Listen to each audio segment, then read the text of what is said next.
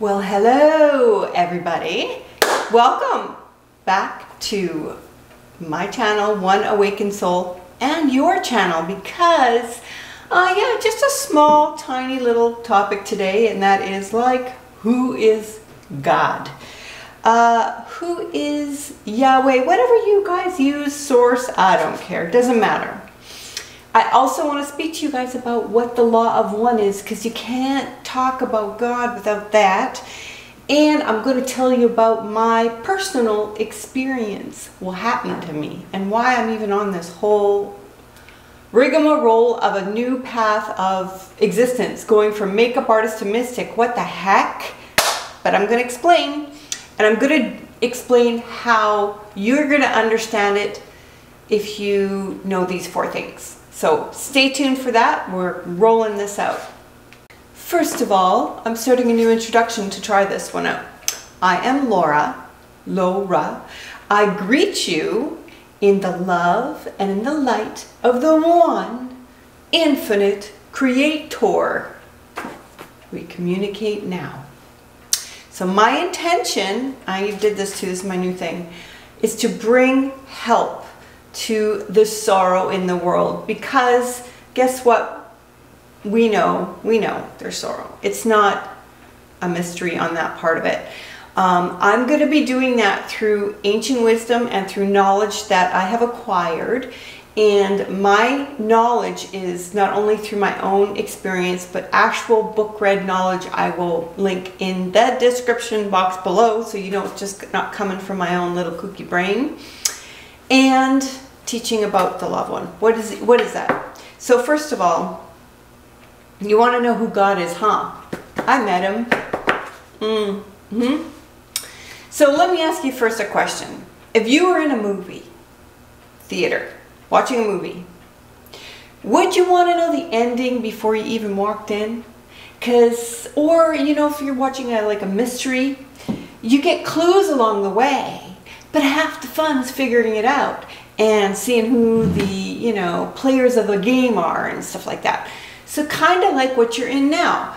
Just understand, first of all, that this whole big macrocosm of a universe comes all the way down to the microcosm of self.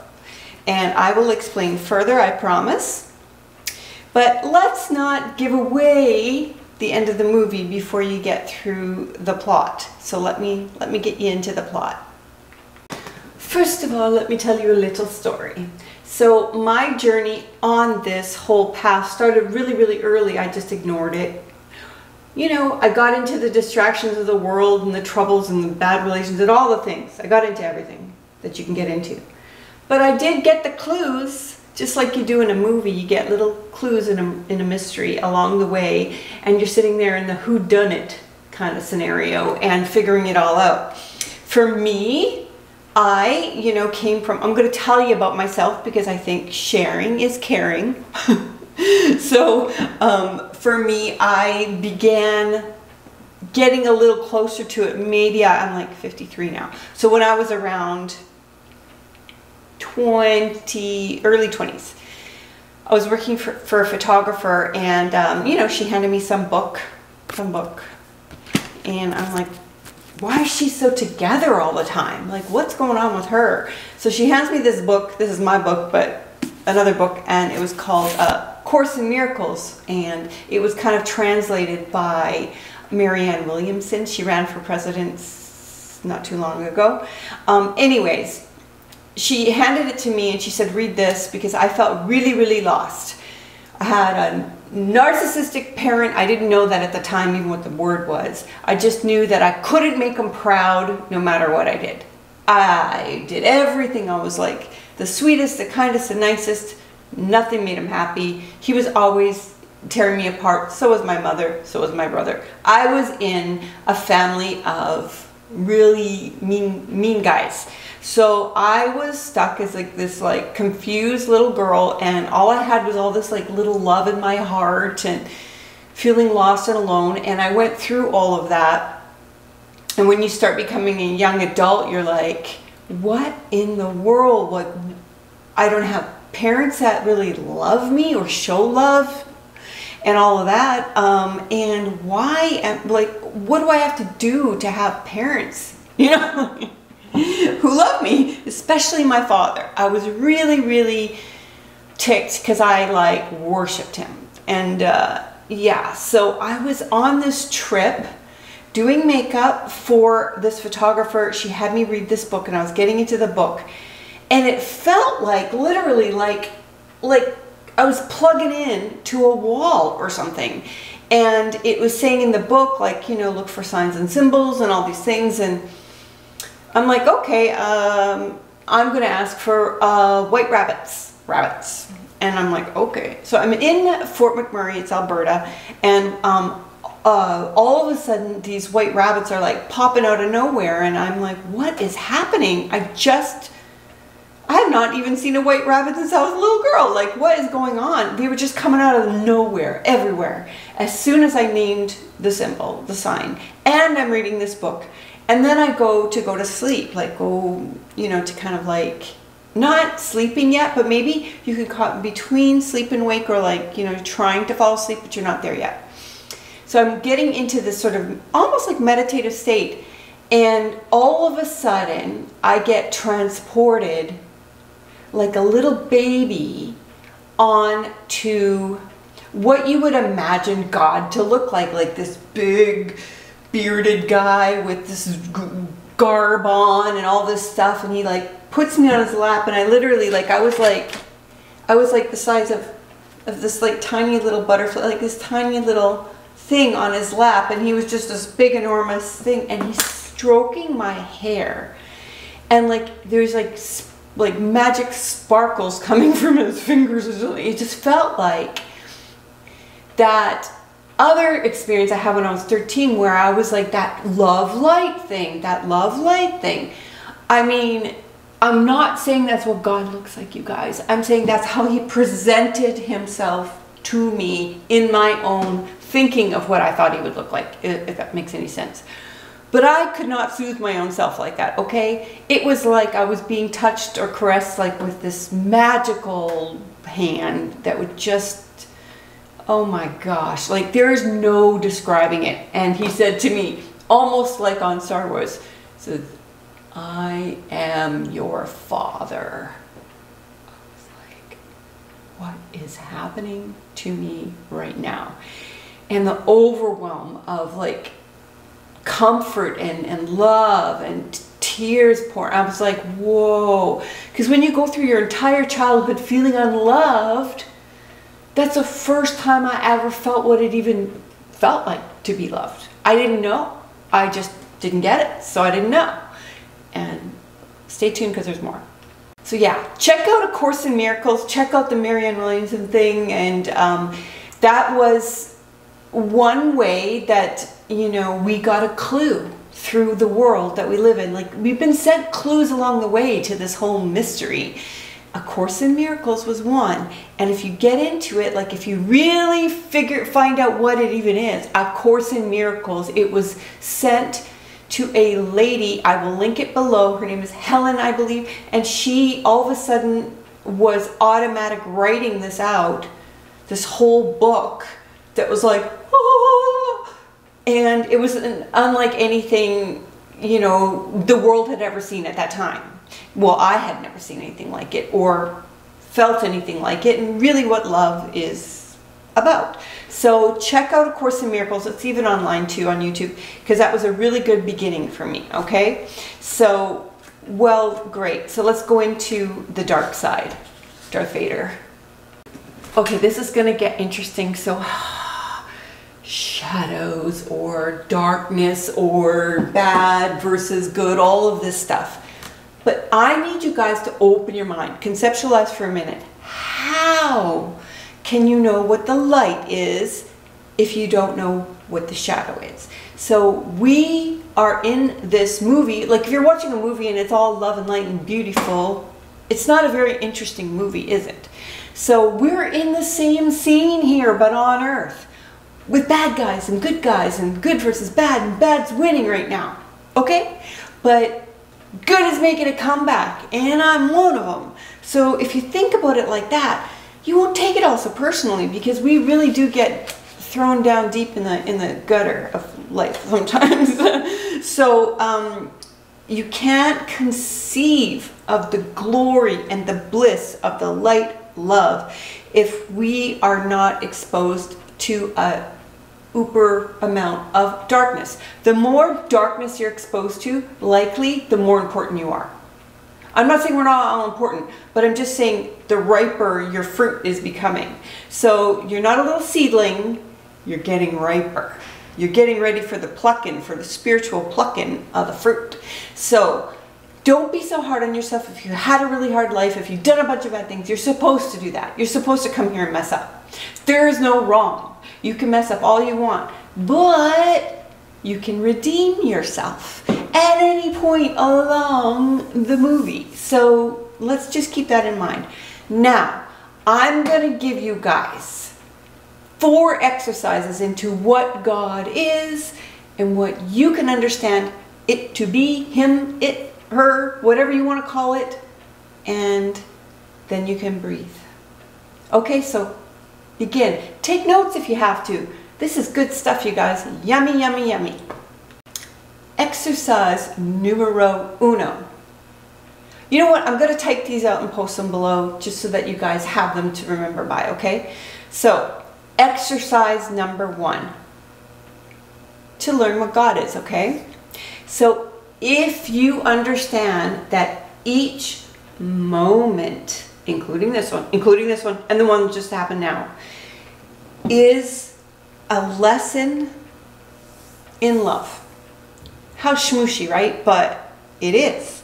So if you consciously, this is the trick, consciously seek it out in every moment, in understanding any shadows, distortions, or negativity or badness in front of you, if you consciously in your brain say, oh, this sucks right now, but okay, turn it around, and I'm going to see, like, this is another clue in the movie, and the clue is, I gotta figure out a way to find love in this moment. Okay, this is hard. I mean, if you gotta cop a squat on the floor if someone's yelling at you and just close your eyes and like be like, oh, I'm finding love in the moment. I'm not gonna react here. I'm gonna find love. Because it's a test. It's a test. Can you do it? Can you pass it? Cop a squat, drop down, and just ohm it out in your brain and be like, I love you, I love me, I love all us 3. Me, you, God, everybody.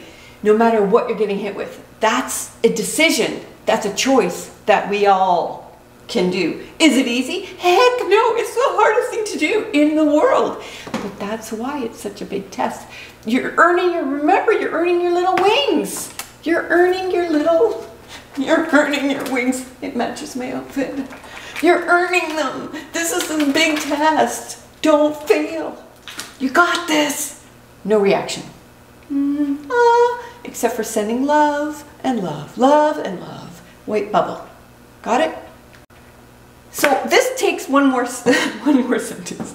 That means the guy that cuts you off in line or in the car or whatever, the bank that rips you off, the person in front of you that's supposed to love you that's gaslighting you. Yeah, thank them.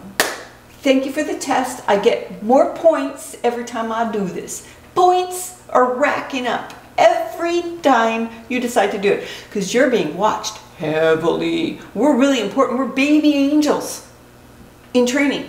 Can you do it? Can you do it? I'm talking about the positives, okay?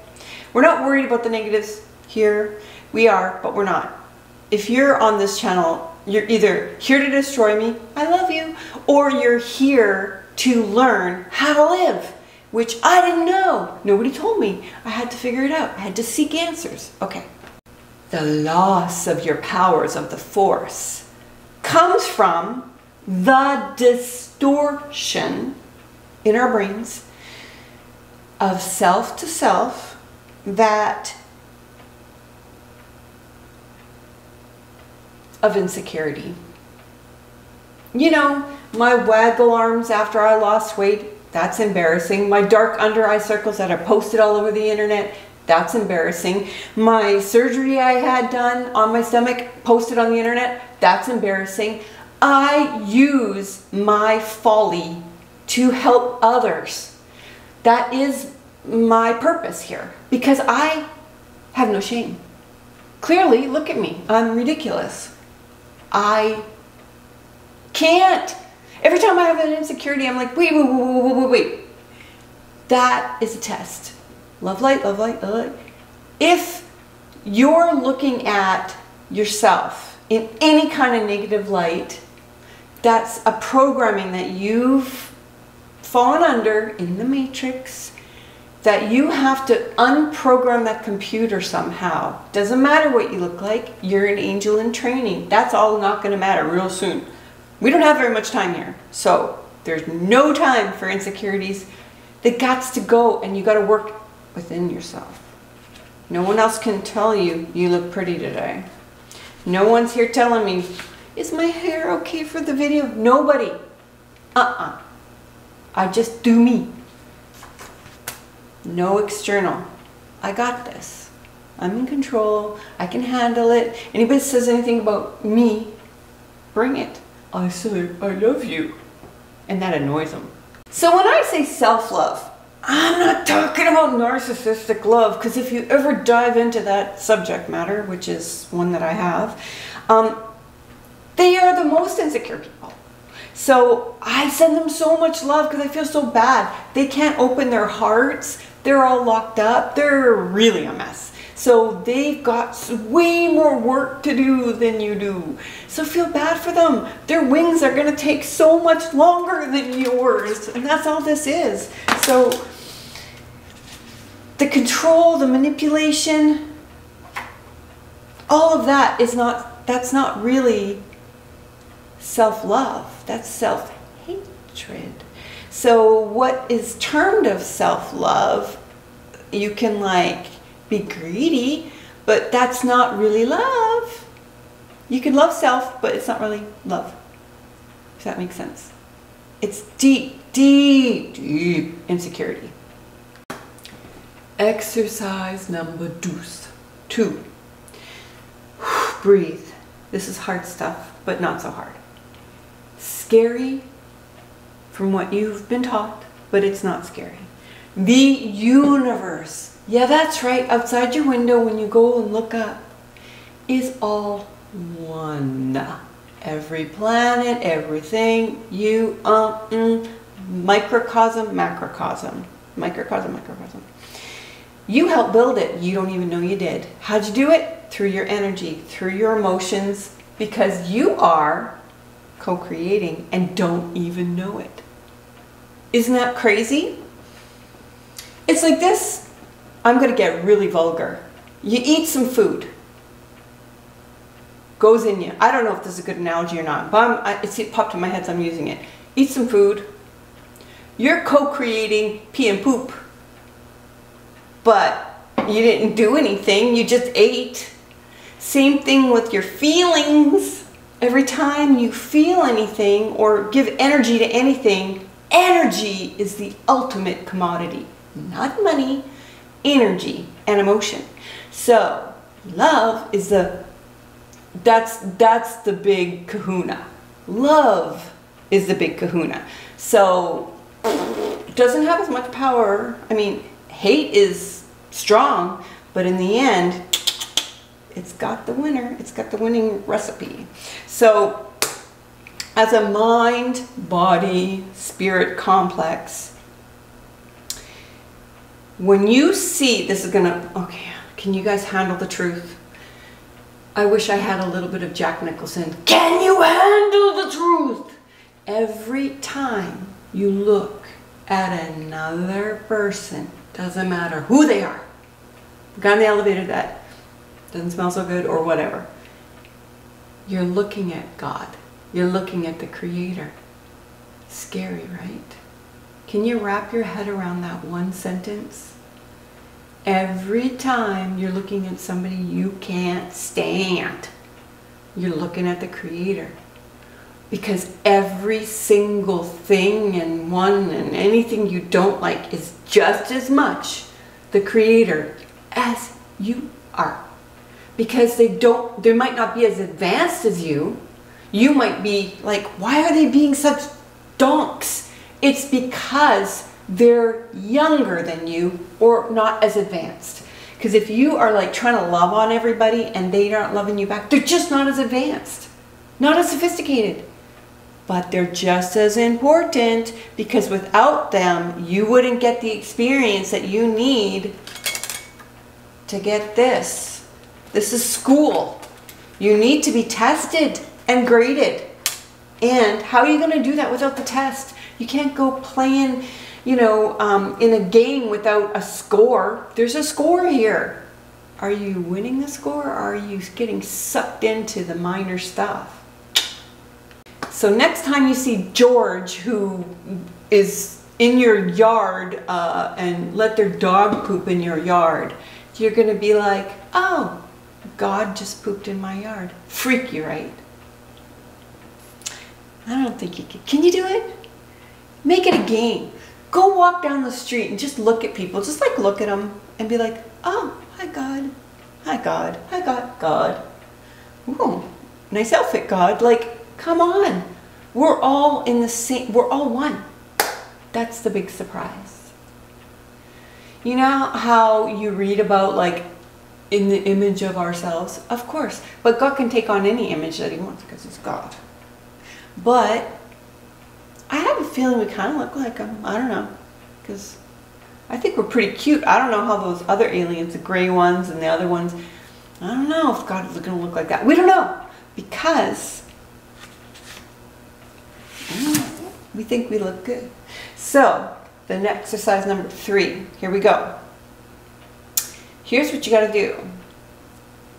You're going to grab a mirror. You're going to look at it and you're going to be like, God, you are God.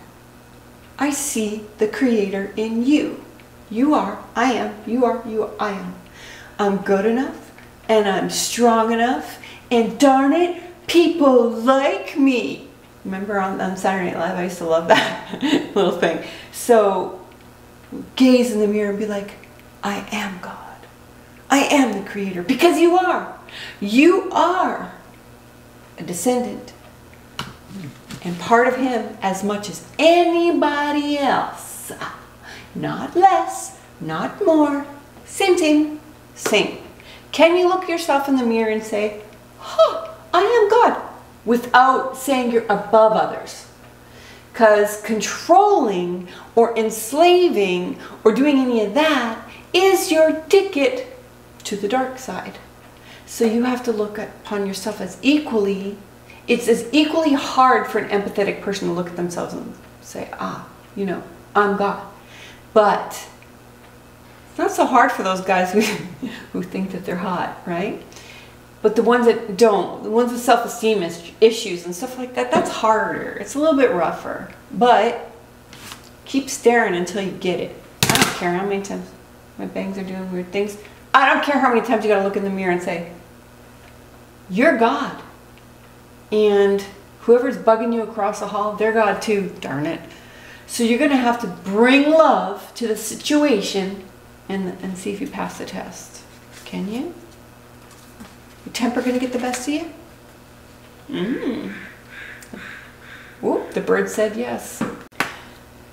So anything that anybody does, even if it's dropping stuff on the ground, you don't think that we're the same as God? Like, you think God's like perfect? Yeah, perfectly imperfect, just like us.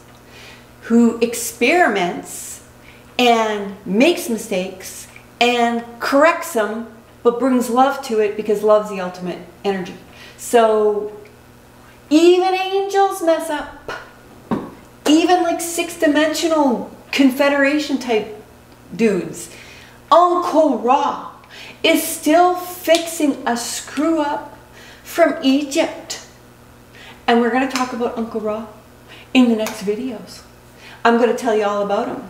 Because what has happened is like higher dimensional beings have come here to help us before. They've come here to help us before. But every time they stick their nose in an overt way, they find themselves in a trap because all of the other negatively polarized people think power, and then they use this magic and power and stuff for their own good, and it screws things up for about 3,000 years. So now they have to come to us like subtle, like little hinty clues. They can't come straight up or will ruin what's called free will and the law of confusion. That is what Earth's built upon. Free will to choose, free will to pick up this cup, take a sip, that's my choice. Make you wait while I do it. My choice. Everything you do is choice. Then, law of confusion. Because if we came down here and it's like, hey brother, hey sister, you're my sister, you're my brother. And there's no controversy, there's no Darth Vader. Where's the movie in that? I mean, angels are sitting there with their popcorn going, dang, this is getting good. Oh, okay, that went a little far. Let's go in and help them. Let's go in and help them. They're asking for help. So also, there's another law. There is a law that if you ask for help, you're going to get it. Because it's your free will to ask for it. Trick. But we'll talk more about that later. I don't want to give you the goods too fast. Okay, so we're going to go on. In the end of the movie, it has a happy ending, okay? But in order to get to that, you're going to have to go through Earth, up a level, up a level, up a level, and then the final deal is the one intelligent infinity unpolarized.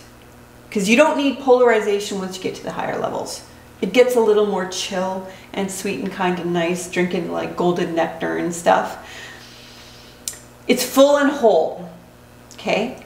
And I hate to tell you this, but even to the higher ups, the macrocosm of the mystery clad being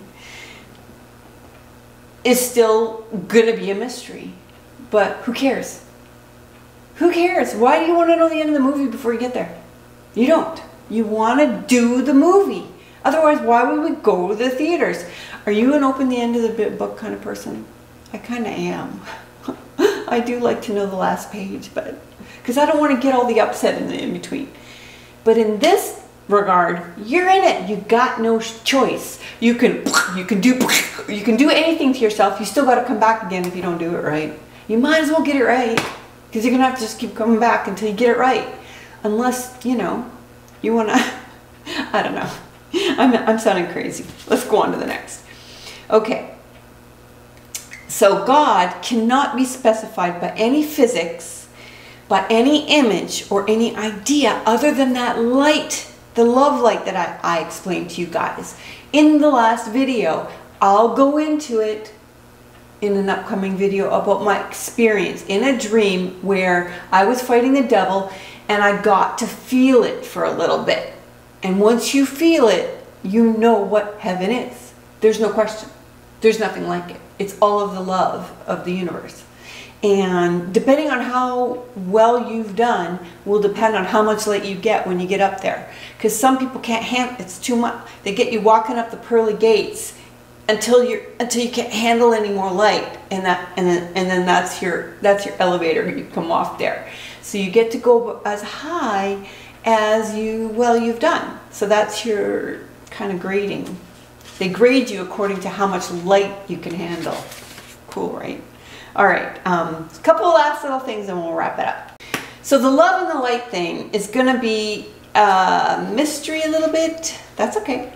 And remember, once you get to the fourth dimension, that's love. Fifth dimension, wisdom. Sixth dimension is love and wisdom combined. Look at the last video if you guys have questions. I'll link it somewhere in the beginning of the video. And what are we going to say? So you can be bad if you want to. you know, you're not going to be bad. I don't think you're going to be able to be bad enough to make it to the dark planet. I don't think so. But bad teaches us, period. It just does. So now I'm going to try my new exit video thing. This is what Ra says, and I love it so much. I listen to all what Ra talks about. So I am Laura, relative of Ra's. I leave you now in, oh wait, I did it wrong. I am Laura. I leave you, my friends, in the love and in the light of the one infinite creator. Go forth, therefore, rejoicing in the power and the peace of the one infinite creator. Adonai. You guys can look up Adonai because I love that word, by the way. You look it up. A-D-O-N-A-I. Adonai. And it sounds so, ooh, Adonai, Adonai. So I'm using that. I'm stealing from Ra. Sorry, Uncle Ra. Anywho, you're God, he's God, we're God. Love light is the energy that fuels us all. That's our gasoline tank. And do your lessons. Figure it out. Get the murder mystery. Who done it? You have. Because you're God. We'll see you guys. Love you. Bye.